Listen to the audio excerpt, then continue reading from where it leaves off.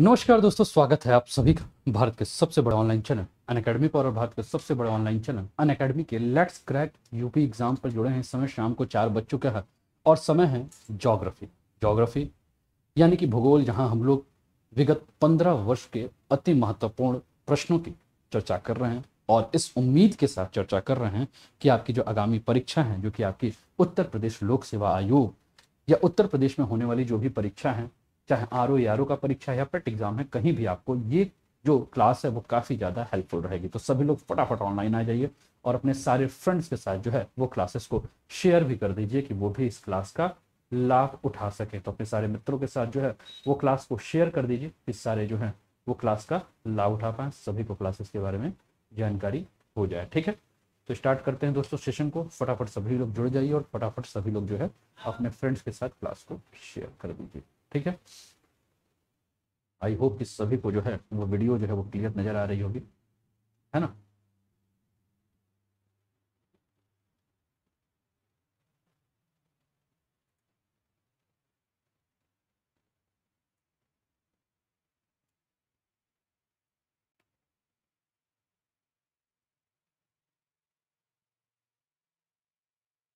ठीक है, सभी को वीडियो नजर आ रही है। ठीक है, क्लियर है। स्टार्ट करें सेशन, स्टार्ट करें। पहला प्रश्न आप सभी के लिए। चलिए, तो पहला प्रश्न आप सभी के लिए आपके स्क्रीन पर आ चुका है। ये रहा पहला प्रश्न। कुडप्पा क्रम, एक सेकंड।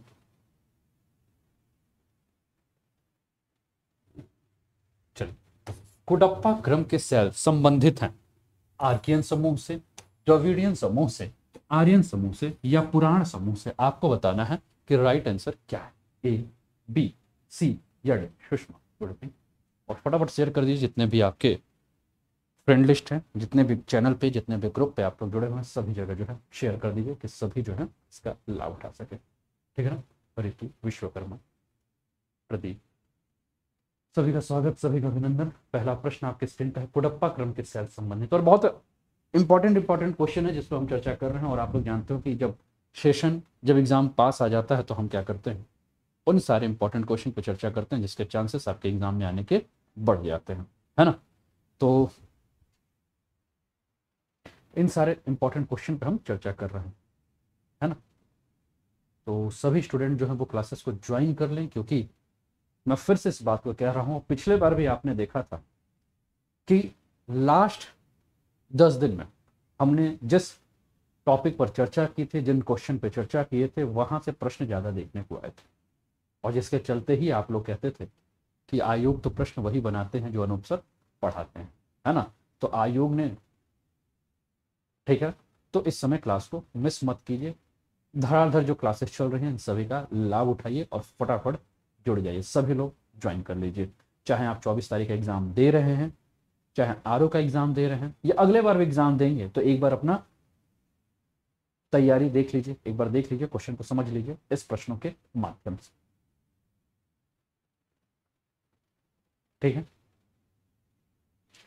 तो दोस्तों जिन्होंने भी कहा डी, वो सभी के उत्तर जो है वो क्या है, सही है।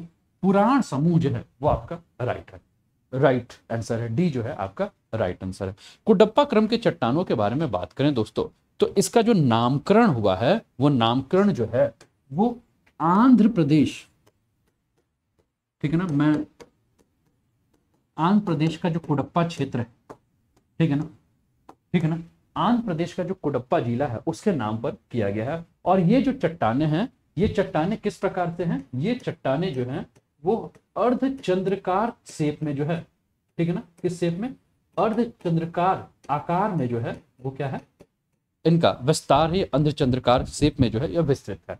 और ये जो आपका कुडप्पा का क्षेत्र है, यहाँ जो मिलते हैं सबसे ज्यादा खनिज, अगर हम बात करें तो यहाँ क्या पाया जाता है, यहाँ पाया जाता है आपका हीरा और सोना जो है वो अत्यधिक मात्रा में आपको देखने को यहाँ का मिलता है।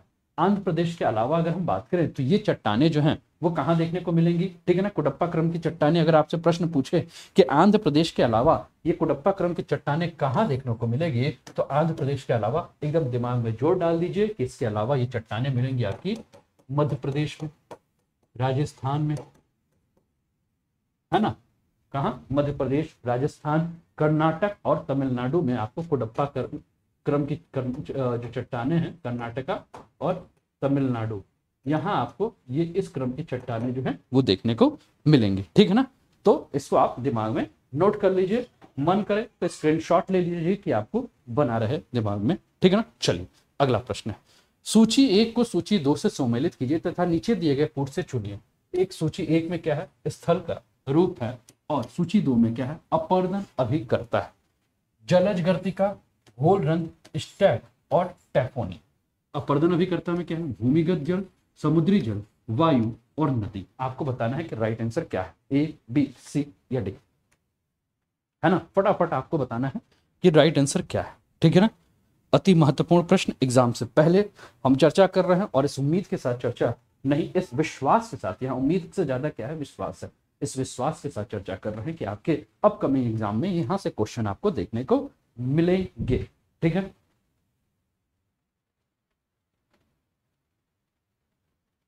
फटाफट फटाफट एक्टिव रहिए, है ना? एक्टिवनेस में किसी भी प्रकार की कोई कमी नहीं है। स्थल रूप, जलज गर्तिका, घोल रंध्र, स्टैग, टैफोनी। अपर्दन अभिकर्ता में भूमिगत जल, समुद्री जल, वायु और नदी। आपको बताना है कि राइट आंसर क्या है, क्या है राइट आंसर, क्या है राइट आंसर। समय समाप्त हो चुका है दोस्तों। जिन्होंने कहा सी, वो सभी के उत्तर जो है वो आपके सही है। ठीक है ना? तो जलज गर्तिका के बारे में बात करें दोस्तों, तो जलज गर्तिका जो है वो किसके द्वारा बनता है? नदी के द्वारा जो है वो जलज गर्तिका बनता है। घोल रंध्र के बारे में अगर हम बात करें तो घोल रंध्र का जो निर्माण होता है वो किससे होता है? भूमिगत जल के माध्यम से जो है वो घोल रंध्र का निर्माण होता है। स्टैग के बारे में बात करें दोस्तों, तो स्टैग का निर्माण किससे होता है? समुद्री जल से होता है। और टैफोनी की बात करें तो टैफोनी का निर्माण किससे होता है? वायु के द्वारा जो है निर्माण होता है। यानी कि ये सारे अपर्दन का कारण है। ये अपर्दन अभिकर्ता क्या करते हैं? ये इरोजन करने वाले जितने भी एजेंट्स हैं वो क्या करते हैं? इस प्रकार के स्थलाकृति का निर्माण करते हैं। फास्ट में हम लोग फटाफट रिवीजन कर लेते हैं। निम्नांकित में से कौन सा युग्म सही सुमेलित नहीं है? ठीक है ना? नहीं है, आपसे प्रश्न है। समय हमने स्टार्ट कर दिए हैं, है ना? समय आपका चलता रहेगा। ठीक है? और हम लोग एक बार देख लेते हैं। Pediplain, W Penck, peneplain, W M Davis, panplain, C H Crickmay और pan fan, H C Lawson. आपको बताना है कि ये जो आपको संकल्पना दिख रही है, आपको बताना है किसके द्वारा दी गई है। ठीक है? इसमें से गलत कौन सा मैचिंग है? ए, बी, सी या डी में से आपको बताना है दोस्त कि गलत मैचिंग जो है वो किसने दी। ठीक है ना?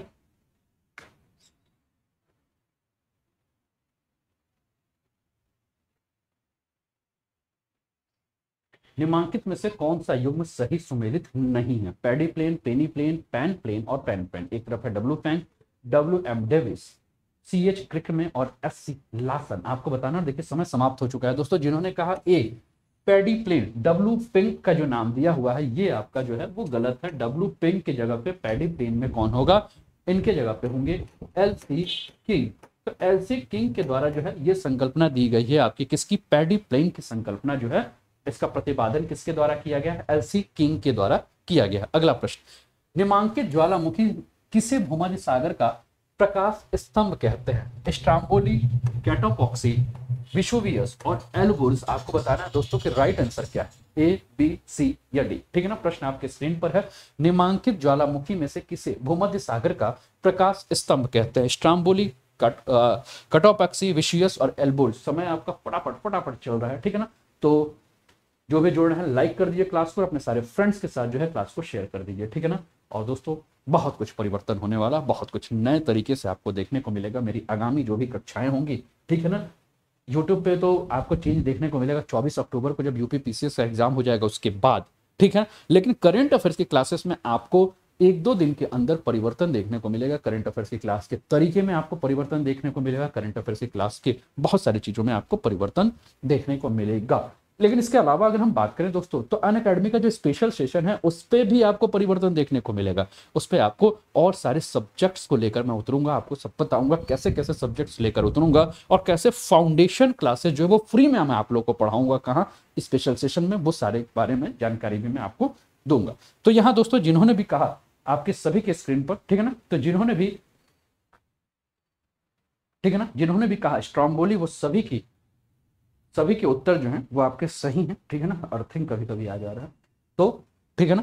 तो जिन्होंने भी कहा, ठीक है ना। स्ट्रोम्बोली, वो सभी के उत्तर जो है वो सही है। और स्ट्रोम्बोली जो है वो भूमध्य सागर में स्थित एक सक्रिय ज्वालामुखी है, जिससे निरंतर गैसों के कारण जो है वहां प्रज्वलन होता रहता है, और इस कारण ऐसा महसूस होता है कि ये प्रकाश स्तंभ है, इसीलिए इसे भूमध्य सागर के प्रकाश स्तंभ के नाम से जाना जाता है। अगला प्रश्न है, निम्नलिखित में से कौन से ज्वालामुखी सक्रिय ज्वालामुखी है?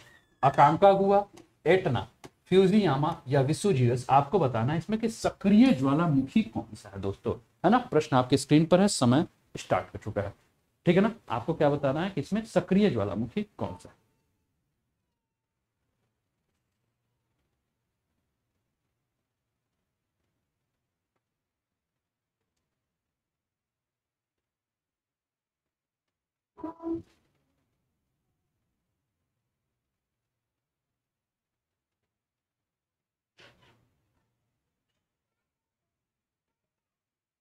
फटाफट उत्तर दीजिए। आपको आपको क्या बताना है कि इसमें सक्रिय ज्वालामुखी क्या है? अगर क्वेश्चन के आंसर आ रहे हैं तो ठीक है, नहीं आ रहे हैं तो भी क्या करता रहना है, बस देखते रहना है, समझता रहना है।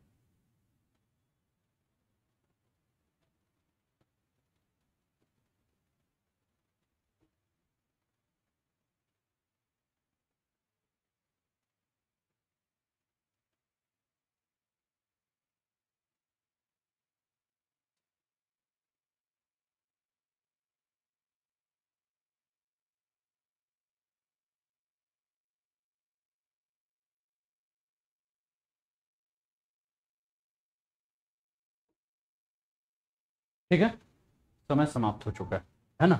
अब यहाँ जिन्होंने भी कहा सी, यानी कि 2 और 4 जो है वो आपके सही है। 2 और 4 की बात करें तो 2 4 का मतलब एक हो गया एटना और दूसरा होगा विसुवियस। एटना के बारे में बात करें दोस्तों तो एटना कहाँ है? आपके सिसली। एटना कहाँ है? सिसली में, सिसली द्वीप पे। ठीक है, चलिए पहले लिख लेते हैं सिसली द्वीप, फिर उसके बाद समझेंगे। विसुवियस के बारे में अगर हम बात करें दोस्तों तो विसुवियस कहाँ है? आपका इटली में। ठीक है, ये भी क्या है? आपका सक्रिय ज्वालामुखी। इसके अलावा अगर हम बात करें अकांकागुआ, अकांकागुआ कहाँ है दोस्तों? आपका चिली में। ठीक है, फ्यूजियामा के बारे में अगर हम बात करें तो फ्यूजियामा कहाँ है? आपका जापान में। तो सबसे पहले तो हमने देख लिया कि कौन सा ज्वालामुखी जो है वो किस किस स्थान पर, ठीक है ना। अब हम एक एक करके इसके ऊपर बात करते हैं। चलिए, तो सबसे पहला हम क्या देखें? अकांकागुआ जो कि चिली में है, ठीक है ना। ये क्या है? आपका मृत ज्वालामुखी। क्या दोस्तों? मृत ज्वालामुखी। चलिए, एटना की बात हमने देख लिया और विसुवियस की बात देख लिया और दोनों के बारे में हमने बात किया, तो ये कहाँ है? आपका क्या है? ये आपका सक्रिय ज्वालामुखी है। इसके अलावा एक और ज्वालामुखी था जिसके बारे में मैंने कहा कि ये आपके जापान में स्थित है, वो कौन सी थी? फ्यूजियामा ज्वालामुखी। कलर सभी को दिख रहा है? ग्रीन कलर सभी को दिख रहा है ना। फ्यूजियामा जो ज्वालामुखी है दोस्तों वो किसका उदाहरण है? सुप्त ज्वालामुखी का। किसका उदाहरण है दोस्तों? सुषुप्त ज्वालामुखी का ये उदाहरण है ना। सभी को कलर दिख रहा है? तो इसका एक स्क्रीनशॉट लेके आप शेयर कर लीजिए, इसलिए शेयर कर लीजिए क्योंकि इससे आपको समझ में आ जाएगा कि कौन सी ज्वालामुखी कहाँ है और किस प्रकार की ज्वालामुखी है। तो एक स्क्रीनशॉट ले लीजिए और कलर सभी को नजर आ रहा है, इसलिए मैंने कलर चेंज भी कर दिया, कहीं रेड किया, कहीं ब्लू किया, कहीं ग्रीन कर दिया है कि आपको समझने में किसी भी प्रकार की समस्या नहीं होगी। ठीक है, सभी को समझ में आ रहा है ना? क्लियर है? ठीक है, चलिए स्क्रीनशॉट ले लिया, शेयर कर दीजिए ग्रुप में। अगले प्रश्न पे आ जाते हैं। अगला प्रश्न है, निम्नलिखित में से कौन भ्रंशित यानी कि ब्लॉक पर्वत का उदाहरण है? ठीक है ना, ब्लॉक मतलब उठा हुआ पर्वत का उदाहरण। अरावली, ब्लैक फॉरेस्ट, इंडीज और काकेकस। आपको बताना है दोस्त कि राइट आंसर क्या है। ठीक है ना, आपको क्या बताना है कि राइट आंसर क्या है।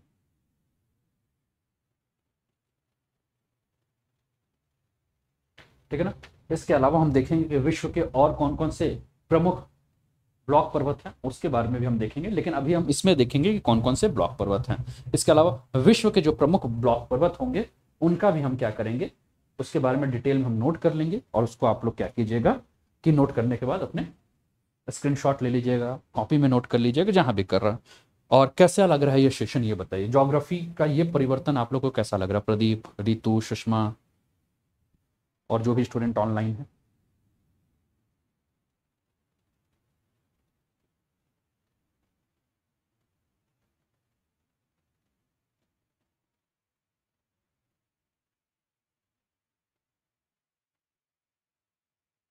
रोमा, ये परिवर्तन पसंद आ रहा है? ठीक है ना, समय समाप्त हो चुका है। अब यहां अगर हम देखें दोस्तों, तो यहां अगर हम देखें तो यहां ब्लैक फॉरेस्ट जो है वो क्या है आपका? ब्लॉक पर्वत है। ब्लैक फॉरेस्ट कहां है?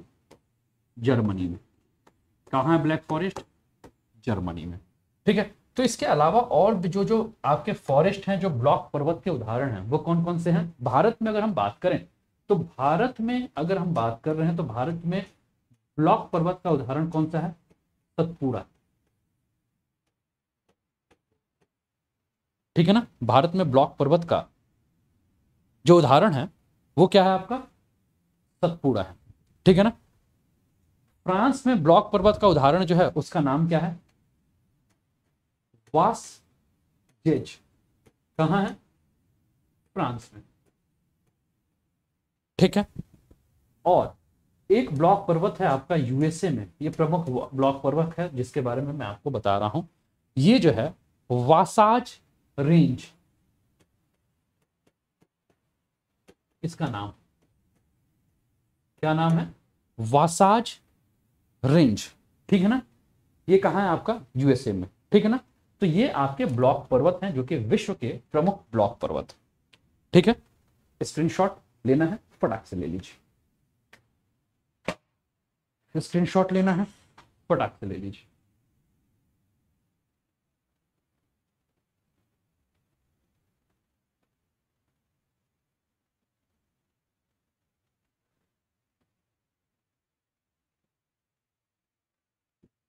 ठीक है ना।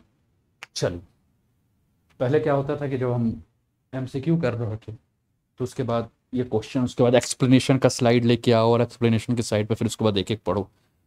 एक टीचर का जो असली गुण है वो सामने ही नहीं आ पा रहा था, है ना। और आपको पता है कि मैं लिखने में ज़्यादा विश्वास करता हूँ। प्लस की क्लासेस में भी आप देखते हो तो वहाँ भी मैं कोशिश करता हूँ ज़्यादा से ज़्यादा लिखने में, है ना। फिर मुझे लगा कि यार अपना बंधन जो उसको तोड़ो और अपने मूल रूप में वापस आओ, है ना। मूल रूप का मतलब है कि जो चीज़ उसको सही से डिस्कस करो, है ना। चलिए, अगला प्रश्न आपके स्क्रीन पर। कथन है, शुष्कता मरुस्थलों की विशिष्ट विशेषता होती। ठीक है। कारण, मरुस्थलों में कम वर्षा एवं उच्च वाष्पीकरण होता है। ठीक है ना, आपको बताना है इसमें राइट आंसर क्या है।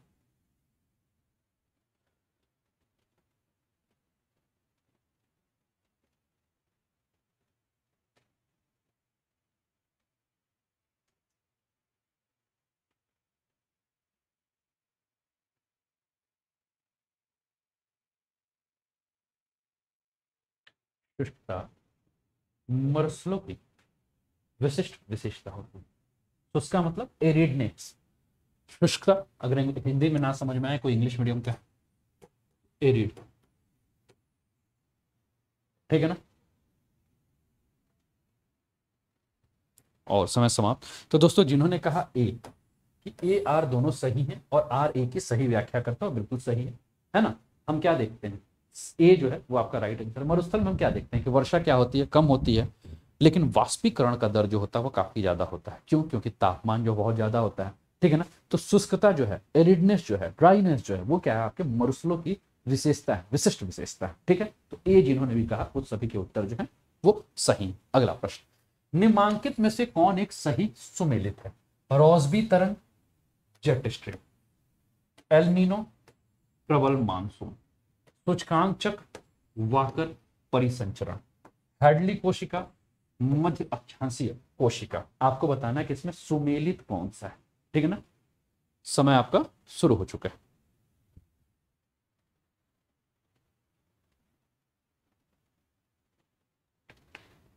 कौन सा सुमेलित है? एक ही कोई होगा, बाकी सारे जो है वो क्या होंगे? आपके गलत होंगे।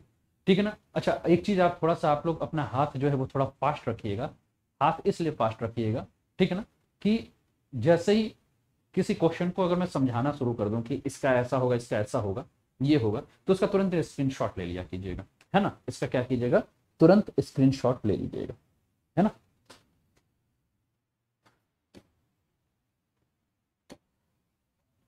चलिए, समय जो है वो समाप्त हो गया। 8वां प्रश्न है, ठीक है। 8वां का प्रदीप का उत्तर जो है वो सही है, ठीक है ना। तो ए जो है वो आपका सही है, रोसबी तरंग जो है वो जेट स्ट्रीम। इसके अलावा बाकी सब जो है वो आपका क्या है, गलत, ठीक है ना। जब एल नीनो आता है दोस्तों, तो प्रबल मानसून नहीं आता है। जब एल नीनो आता है तो क्या हो जाता है, कमजोर मानसून आता है, ठीक है, कमजोर मानसून आता है, ठीक। सबसे पहली गण। दूसरा, सूचकांक चक्र वाकर परिसंचरण नहीं है, बल्कि जेट स्ट्रीम।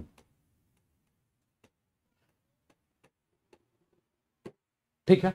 हैडली कोशिका जो है वो मध्य अक्षांशीय कोशिका नहीं है, बल्कि क्या है, निम्न अक्षांश पर, लो लॉन्गिट्यूड, निम्न अक्षांशीय कोशिका, ठीक है। क्लियर है ना। ओपन चेक ड्रॉप, क्लियर हो गया। प्रैक्टिस का स्क्रीनशॉट ले लीजिए। तो 8वां का जिन्होंने भी कहा कि सर 8वां का ए सही होगा, वो सभी के उत्तर जो है वो सही है। रोसबी तरंग, रोसबी वेव जो है वो जेट स्ट्रीम का, ठीक है ना।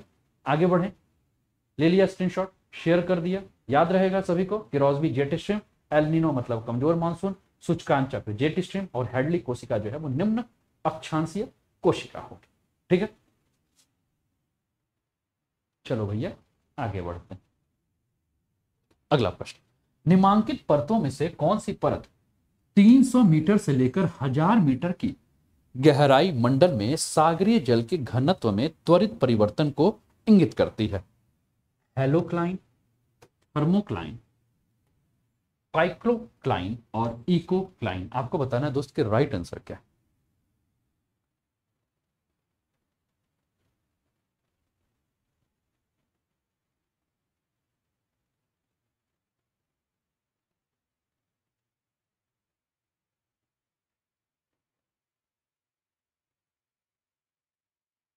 तो फटाफट लाइक भी करते रहिए आप लोग और शेयर भी करते, फटाफट अपने सारे फ्रेंड्स के साथ क्लास को शेयर भी कर दीजिए, है ना। निम्नांकित परतों में से, और यहां समय जो है वो समाप्त हो चुका है। तो दोस्तों 9 का जिन्होंने भी कहा बी यानी कि थर्मोक्लाइन, वो सभी के उत्तर जो है वो सही है। 300 मीटर से 1000 मीटर की गहराई में, यानी कि ये हो गया आपका 300 मीटर और ये हो गया आपका 1000 मीटर, ठीक है। तो 300 मीटर से जैसे ही हम 1000 मीटर की गहराई में जाएंगे तो हमें क्या देखने को मिलेगा। दिमाग पे प्रेशर डालिए। जब हमने ओशनोग्राफी पढ़ा था, समुद्र विज्ञान पढ़ा था, तो इस पर चर्चा की थी। क्या होगा, जल के तापमान में हमें क्या देखने को मिलेगा,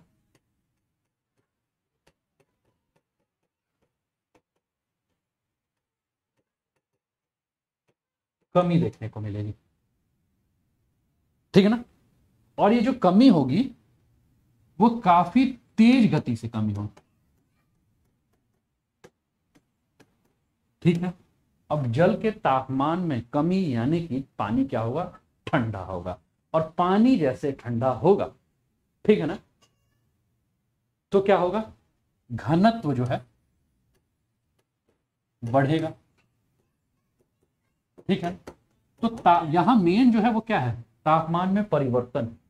तो इसको हम क्या कहेंगे, थर्मोक्लाइन के माध्यम से इसको क्या किया जाता है, इंगित किया जाता है ना। समझ रहे हो, थर्मोक्लाइन के माध्यम से क्या किया जाता है, इसको इंगित किया जाता है ना। क्लियर है, आगे बढ़े। चलिए अगला प्रश्न, 10वां प्रश्न है, प्रकाश मंडल की सीमा निर्धारित होती है समुद्री जल के घनत्व से, समुद्री जल की लवणता से, सूर्य के प्रकाश की प्रविष्टि से समुद्री जल के तापमान से आपको बताना है मेरे दोस्त कि राइट आंसर क्या है।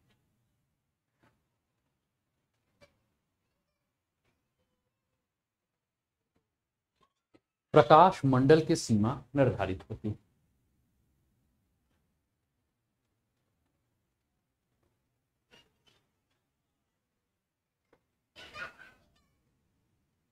दसवां प्रश्न। ओह, मीटर नहीं चल रहा, टाइमर नहीं चल रहा, कोई बात।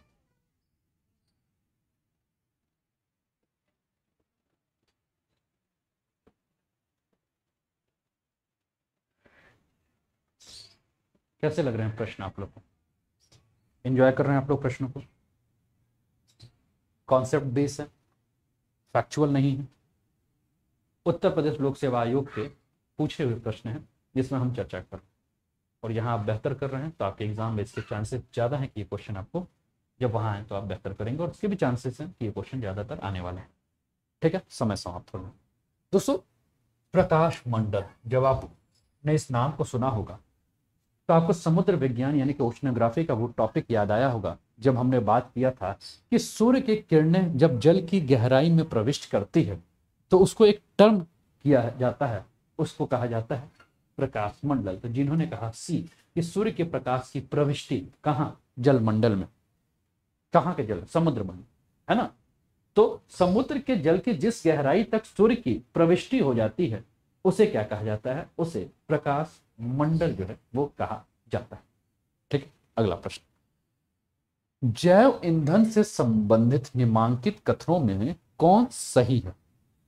यह मक्का एवं गन्ने के फसलों से प्राप्त होता है, यह लागत प्रभावी ईंधन है, यह खाद्य सुरक्षा को प्रभावित नहीं करता, यह एक पर्यावरण अनुकूल ईंधन स्रोत है।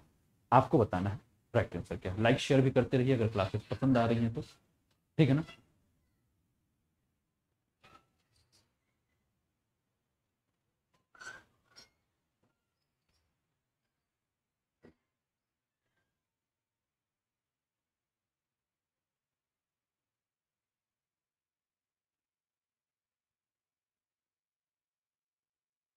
शेयर भी अपने सारे फ्रेंड्स के साथ करते रहिए। 11वां क्वेश्चन।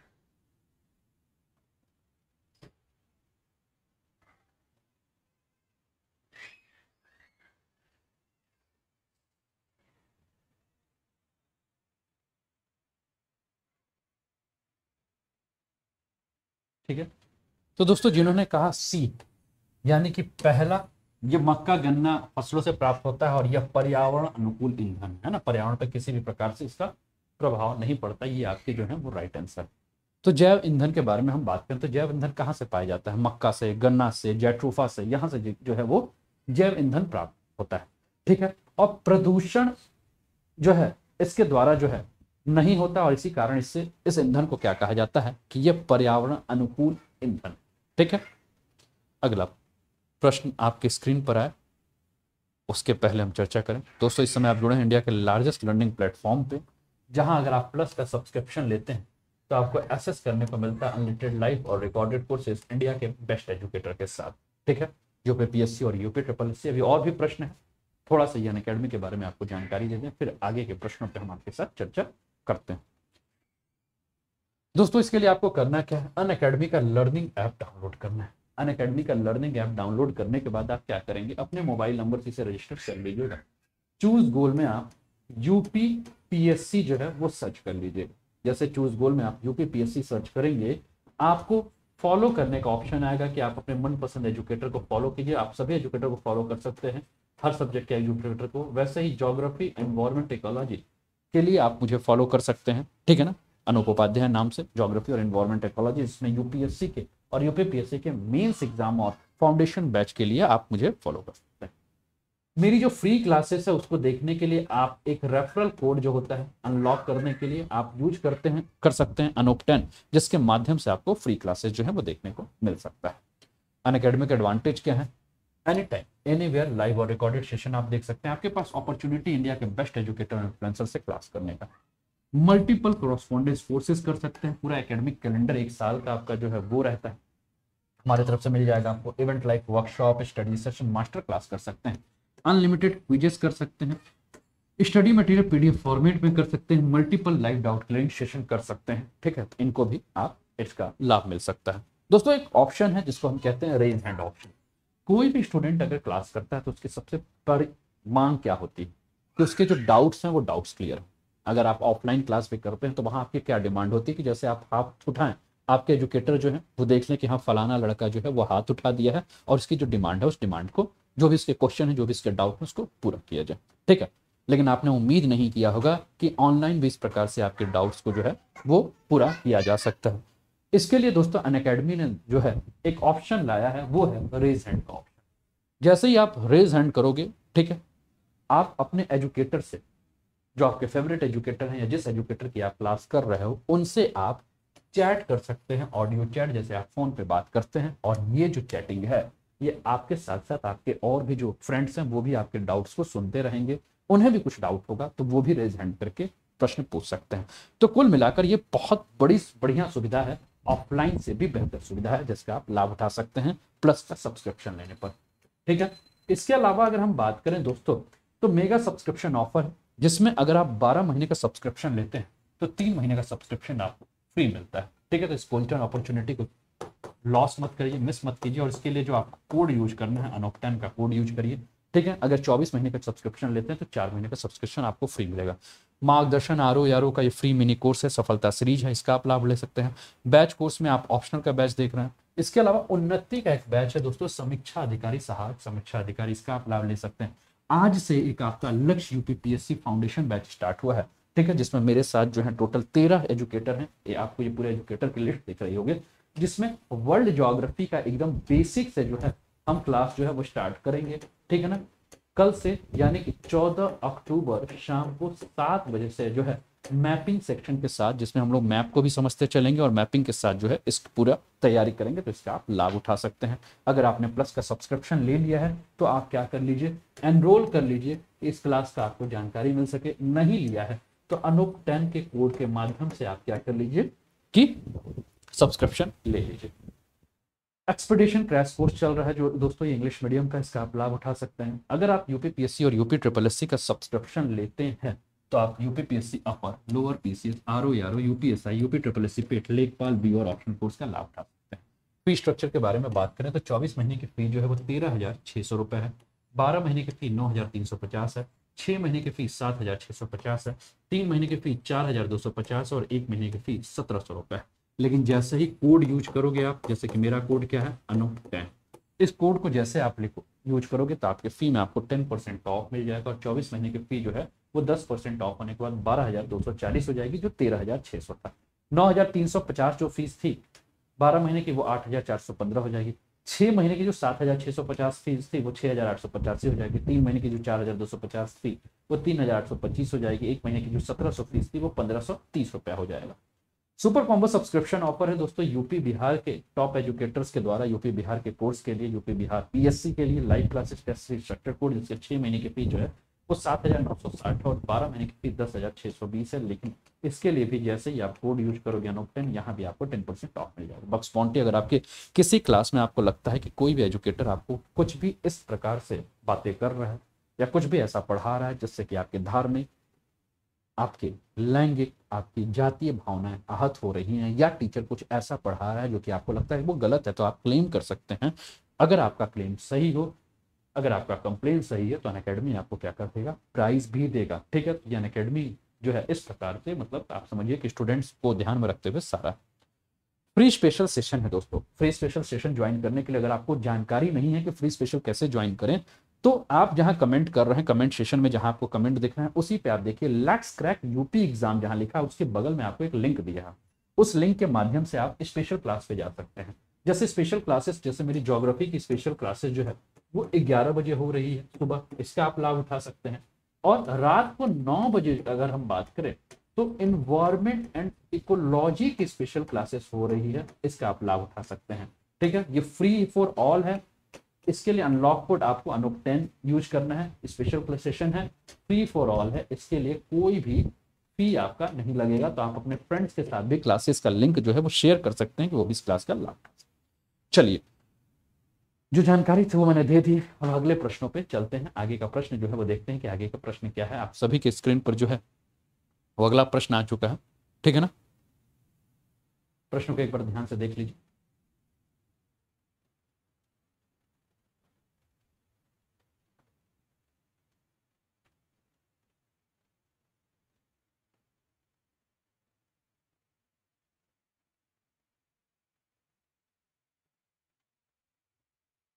ठीक है, प्रश्न आपके स्क्रीन पर। चलिए, समय शुरू हो चुका। 12वां प्रश्न, ठीक है ना। और जो बाद में जुड़े हैं स्टूडेंट, अगर उन्होंने लाइक नहीं किया तो लाइक कर दीजिए और अपने सारे फ्रेंड्स के साथ क्लासेस को शेयर कर दीजिए, ठीक है ना। चलिए, अगला प्रश्न क्या है। कथन एक, पार्थिकी उत्पादकता विश्वत रेखा से ध्रुवों की ओर घटती जाती है। एकदम ध्यान से लाइन पढ़िएगा, उत्तर इस लाइन में ही है। कारण क्या है, सूर्य तापमान विश्वत रेखा से ध्रुवों की ओर तेजी से घटता जाता है, इसलिए पार्थिकी उत्पादकता भी घटती जाती है। आपको बताना है राइट क्या है, ए बी सी या डी।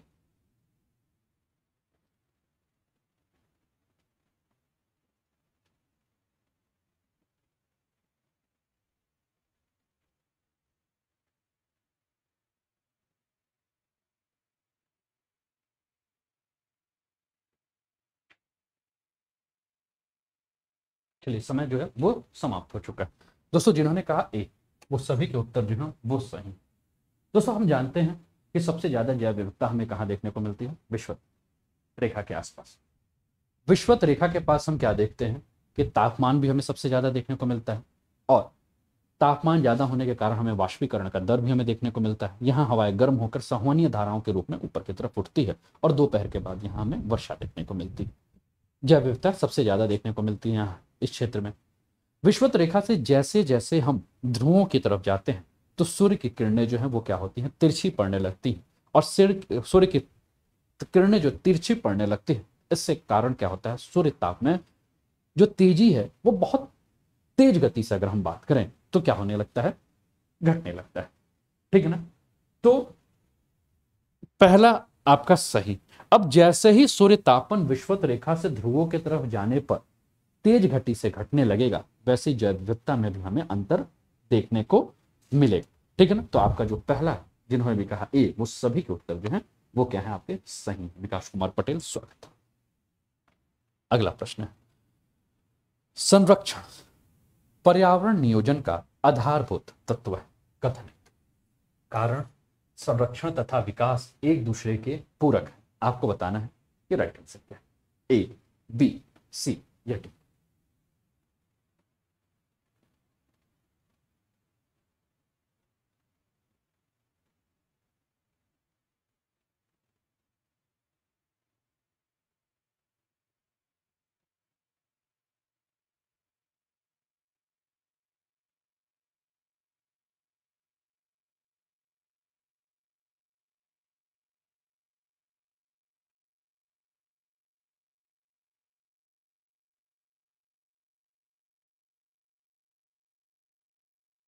तो दोस्तों, जिन्होंने भी कहा ए, वो सभी के उत्तर जो है वो सही। संरक्षण का मतलब है कंजर्वेशन।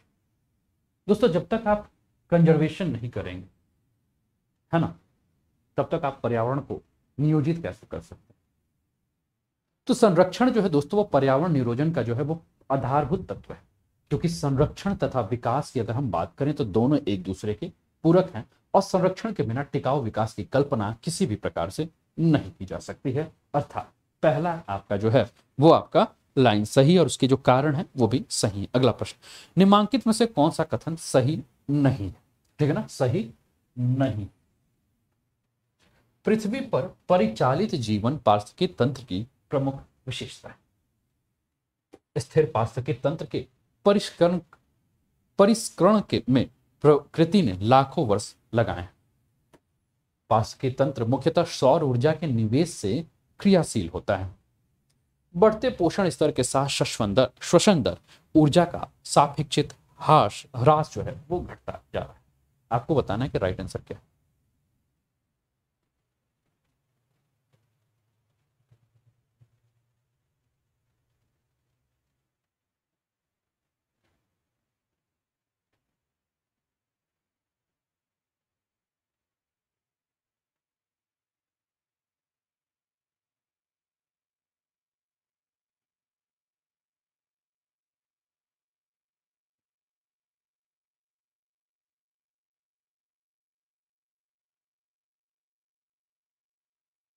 तो यहाँ समय अभी समाप्ति की ओर है। 18 सेकंड, 19 सेकंड और 20 सेकंड और आपका समय समाप्त हो चुका है। तो दोस्तों जिन्होंने कहा डी, वो सभी के उत्तर जो है वो सही है। डी जो है आपका राइट आंसर है। यानी कि बढ़ता जो पोषण स्तर है, बढ़ते पोषण स्तर के साथ अगर हम बात करें तो श्वसन के द्वारा ऊर्जा का सापेक्षिक ह्रास जो है वो आपका क्या होता है, बढ़ता जाता है। ठीक। अगला प्रश्न, निम्नलिखित में कौन सर्वाधिक वन्यजीव एवं वनस्पतिक विविधता से संपन्न है? शीतोष्ण घास का मैदान, शीतोष्ण पर्णपाती वन, उष्णकटिबंधीय आर्द्र वन, मरुस्थल एवं सवाना। आपको बताना है दोस्त के राइट आंसर क्या है, ए, बी, सी या डी। 15वां प्रश्न,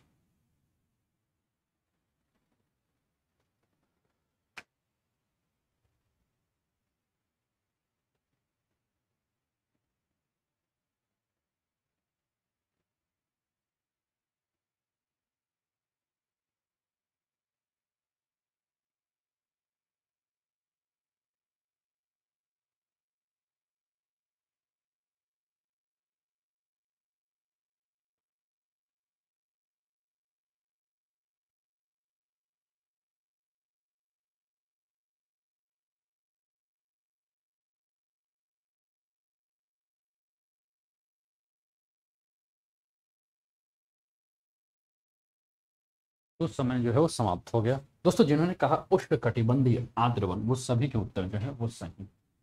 उष्णकटिबंधीय आर्द्र वन क्या देखने को मिलता है, उच्च तापमान और अधिक वर्षा। उष्णकटिबंधीय आर्द्र वन में उच्च तापमान और अधिक वर्षा ही मुख्य कारण है, जिससे कि जैव विविधता जो है हमें यहाँ सबसे ज्यादा देखने को मिलती है। वनस्पतियों में अधिक विविधता देखने को मिलेगी, वन जीवों में हमें अधिक विविधता देखने को मिलेगी। तो जिन्होंने भी कहा सी, वो सभी के उत्तर जो है वो सही। अगला प्रश्न, आर्कटिक निवासियों का बृहत्तम समूह बनता है याकूत एवं लैप्स से, लैप्स एवं जीरियन से, जीरियन एवं एस्किमो से, याकूत एवं जीरियन से। ये क्या है, वहां के जो खानाबदोशी है ना, ये निवासी। ठीक है ना, आपको बताना है कि राइट आंसर क्या है।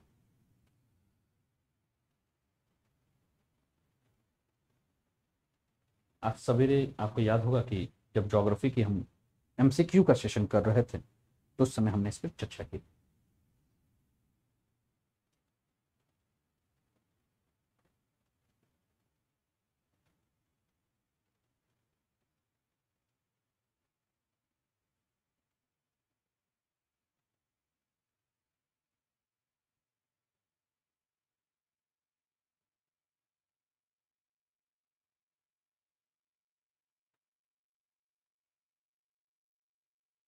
ठीक है, तो दोस्तों जिन्होंने भी कहा ए, याकूत और लैप्स, वो सभी के उत्तर जो हैं वो आपके सही। तो आर्कटिक निवासियों में अगर हम बात करें तो याकूत और लैप्स तो हैं जो कि आर्कटिक निवासियों का जो है समूह बनाते हैं। लेकिन इसके अलावा अगर हम बात करें तो इसके अलावा और क्या क्या है, ततार, ठीक है ना, नोट करते चलिएगा।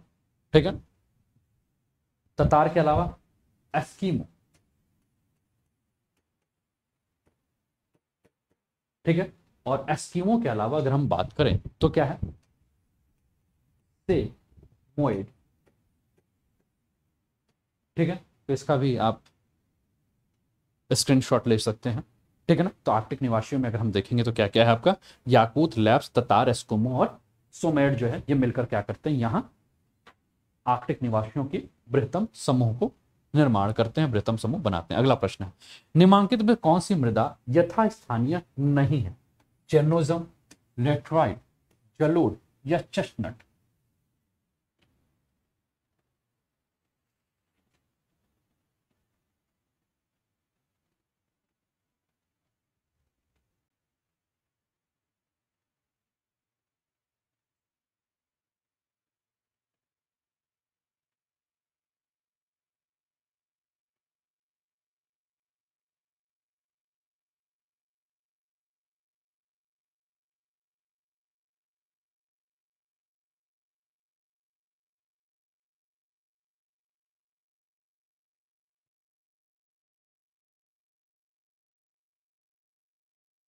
तो दोस्तों जिन्होंने कहा जलोढ़ मृदा यानी कि सी, वो सभी के उत्तर जो है वो सही। और जलोढ़ मृदा जो है वो क्या होता है, नदियां अपने साथ क्या करती हैं, मृदा को जो है एक ही स्थान से चट्टानों को, बजरी को, कंकड़ को उसको लेकर आगे की तरफ बढ़ती है।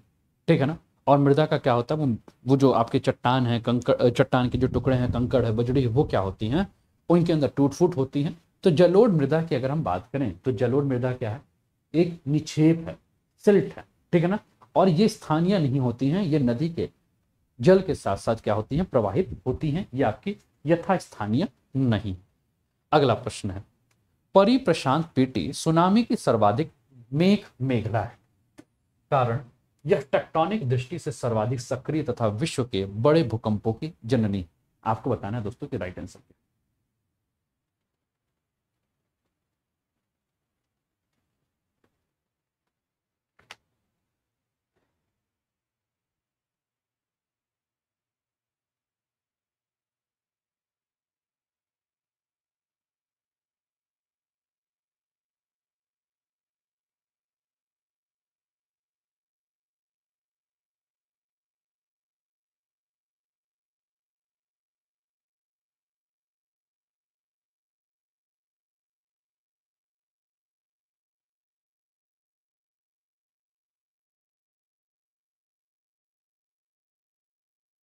ठीक है, तो दोस्तों जिन्होंने कहा ए, वो सभी के उत्तर जो है वो आपके सही हैं। और परिप्रशांत पेटी के बारे में अगर हम बात करें दोस्तों, तो यहाँ प्लेटो का अभिसरण होता है।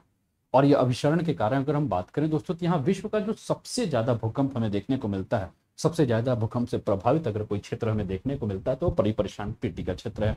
और यहाँ हमें सुनामी भी सर्वाधिक जो है वो देखने को मिलती है। तो जिन्होंने भी कहा ए, वो सभी के उत्तर जो है वो आपके सही। अगला प्रश्न, चेरनोजम काली मिट्टियां हैं, उनमें जैव पदार्थों का अभाव होता है। आपको बताना है कि राइट आंसर क्या है। चेरनोजम बता।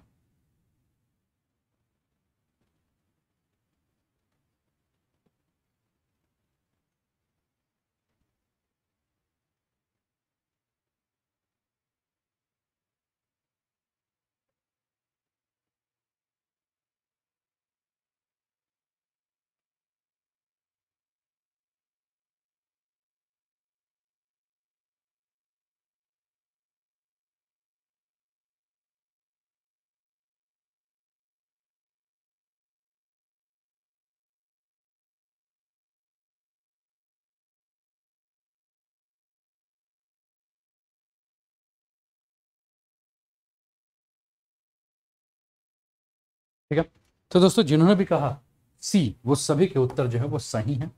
चैनोजम मृदा के बारे में अगर हम बात करें दोस्तों, तो चैनोजम मृदा कहाँ पाई जाती है, शीतोष्ण कटिबंधीय घास के मैदान में।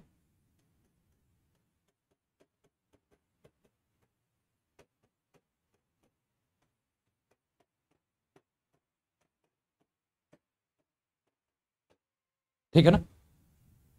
और इस घास के मैदान में अगर हम बात करें तो ये जो घास है सड़ता है, गलता है, लेकिन इसका अपक्षालन नहीं हो पाता है। ठीक है ना। और अपक्षालन ना होने के कारण जो है इसमें जैव पदार्थ जो है,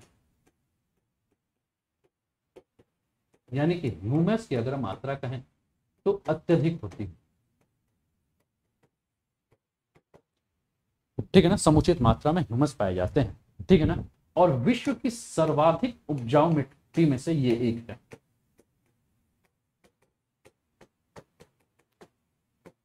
सर्वाधिक उपजाऊ मृदा में से एक है। कौन सी, चर्नोजम। तो यहां अगर हम बात करें तो सी जो है आपका राइट आंसर है। स्टेटमेंट आपका सही है, लेकिन कारण जो है वो गलत है। जैव पदार्थ जो है इसमें क्या है, अत्यधिक मात्रा में पाए जाते हैं। ठीक है। अगला प्रश्न, निम्नलिखित में से कौन चलवासी पशु चारक नहीं है। ठीक है, मसाई, किर्गिज, कजाक, पिग्मी। आपको बताना राइट आंसर क्या है।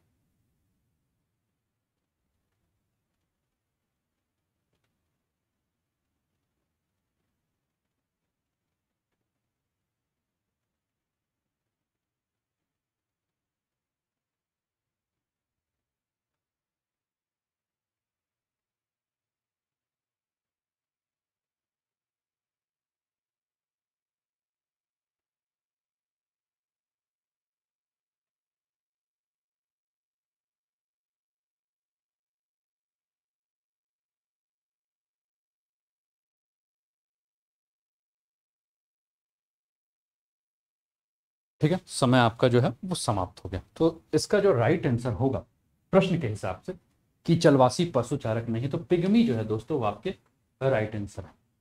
पिग्मी जो है वो क्या है आपके चलवासी पशुचारक नहीं है, बल्कि ये क्या है आखेटक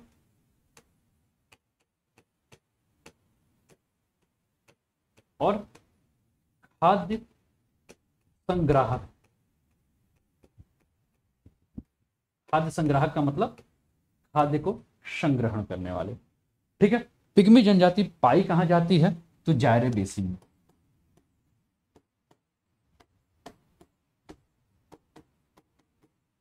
कहां पाई जाती है, जायरे बेसिन में। तो बची हुई जो जनजातियां वो सब कहां पाई जाती हैं, तो उसके बारे में भी हम लोग देख लेते हैं, है ना। मसाई कहां पाई जाती है, मसाई केनिया में। ठीक है, कजाक कहां पाई जाती है, कजाक जनजाति मध्य एशिया में।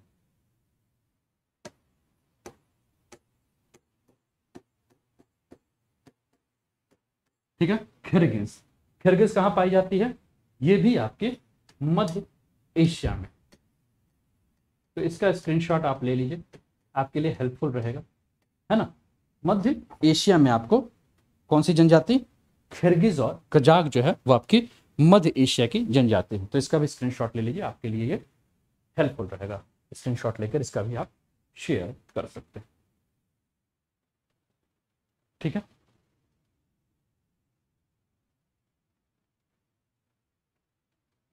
चलिए अगले प्रश्न पे। अगला प्रश्न, मानव प्रजातियों के वर्गीकरण में निम्नलिखित में कौन सी विशेषता अधिकतर स्थायी है।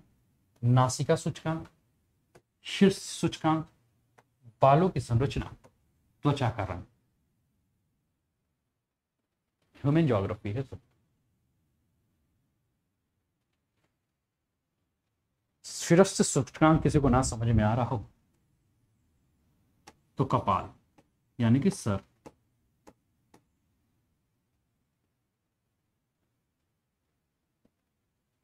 इसके पहले वाला आपने शेयर कर दिया होगा।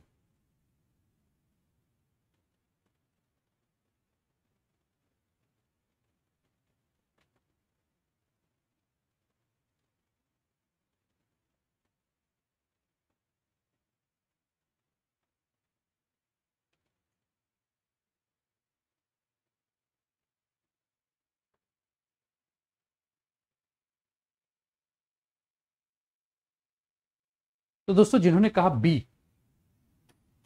शीर्ष सूचकांक या कपाल सूचकांक, ये सबसे सही उत्तर है। ठीक है ना, यानी कि ये सूचकांक के अनुपात पर अगर हम बात करें तो इस पर आयु का कोई प्रभाव नहीं पड़ता है।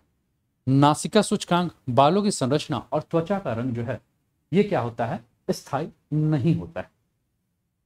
समय के साथ साथ अगर हम क्या बात करें, ठीक है ना, आयु के साथ साथ अगर हम बात करें तो इसके ऊपर प्रभाव पड़ता रहता है। ठीक है ना, तो इसको एक मानक के रूप में व्यापक इसका प्रयोग जो है वो नहीं किया जाता है। ठीक है ना, प्रजाति के वर्गीकरण के लिए। लेकिन शीश जो है, कपाल है, इस पर आयु का किसी भी प्रकार का प्रभाव हमें देखने को नहीं मिलेगा। अगला प्रश्न, मानव जातियों के विकास के संदर्भ में, देखिए ये प्रश्न सवेरे भी हमने बात किया था, रिपीट हो गया, तो मुझे लग रहा है इसका आंसर भी आप लोग दे दोगे।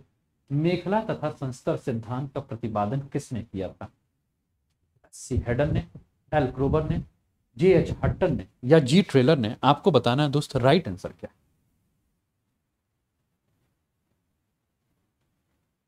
ठीक है ना, ये सवेरे हमने बात किया था, तो इसका उत्तर जो है वो दे दीजिए आप लोग। और कैसा लग रहा है सेशन,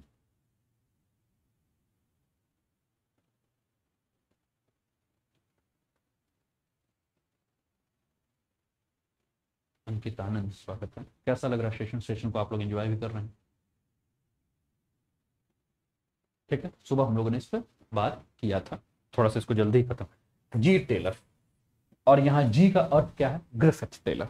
किसने दिया था, ग्रिफिथ टेलर ने जो है ये सिद्धांत जो है वो दिया था।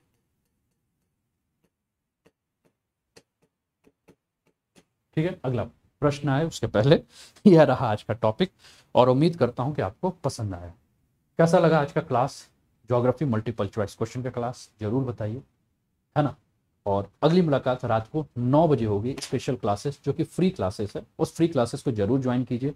जिन्होंने अनअकैडमी का लर्निंग ऐप डाउनलोड नहीं किया है, वो अनअकैडमी का लर्निंग ऐप जो है, जहां आप कमेंट कर रहे हो वहां देखिए ऊपर मेरी क्लास का लिंक होगा, वहां से जाकर आप क्या कर लीजिए, मेरे प्रोफाइल पे चले जाइए, फॉलो कर लीजिए। रात को 9 बजे इन्वायरमेंट एंड इकोलॉजी की क्लास होगी, जिसमें इन्वायरमेंट इकोलॉजी के अति महत्वपूर्ण क्वेश्चन गारंटेड, जो कि आपके प्रश्न आ सकते हैं आपके आयोग में, है ना, ठीक है ना, तो वहां आप देख सकते हैं। और कल से प्लस की क्लास स्टार्ट है शाम को 7 बजे से, जहां हम वर्ल्ड ज्योग्राफी की बात करेंगे। और कल हम लोग जानेंगे कि भूगोल क्या है, इंट्रोडक्शन क्लास है, और उस भूगोल में हम देखेंगे विश्व को, विश्व के बारे में जानेंगे और उसमें मैपिंग को भी देखेंगे। तो कल आप लोग सभी लोग जो है वो जुड़ जाइएगा एटलस के साथ, कल शाम 7 बजे। जिन्होंने एनरोल नहीं किया वो एनरोल कर लीजिए, जिन्होंने प्लस का सब्सक्रिप्शन नहीं लिया है वो प्लस का सब्सक्रिप्शन ले लीजिए। उसके लिए आपको कोड जो यूज करना है वो अनूप 10 का कोड यूज करना है। इस कोड के माध्यम से आप प्लस का सब्सक्रिप्शन जो है वो ले सकते हैं, ठीक है। तो वीडियो पसंद आई हो, क्लास पसंद आई हो तो लाइक कर दीजिए, शेयर कर दीजिए और सब्सक्राइब करके बेल आइकन दबा दीजिए, ठीक है।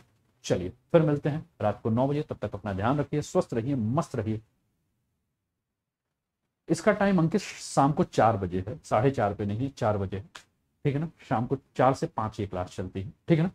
तो मिलते हैं रात को 9 बजे, एनवायरमेंट इकोलॉजी स्पेशल पे, ठीक। Okay bye, take care.